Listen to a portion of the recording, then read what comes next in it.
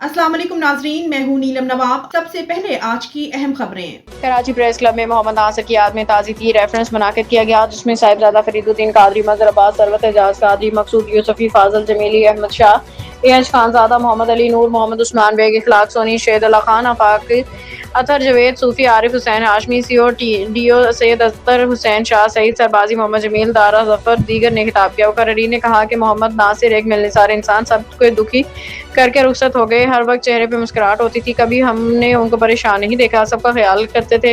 रोजगारी में भी जब कोई प्रोग्राम मिलता, कवरेज के लिए सब साथियों को साथ लेके जाते थे और मदद करते रहते थे। इस मौका पे केपीसी के साबिक सदर इम्तियाज फारान ने कहा कि बेरोजगार सहाफ़ियों को बेनज़ीर इनकम सपोर्ट प्रोग्राम में शामिल किया जाए। तमाम यूजी सहाफ़ियों के लिए फंड कायम करें, मुत्तहिद होकर हुकूमत से बात करें। मकसूद यूसुफी ने कहा कि तमाम यूजीज और कराची प्रेस क्लब सहाफ़ी दोस्तों की खामोशी में माली मदद करता है।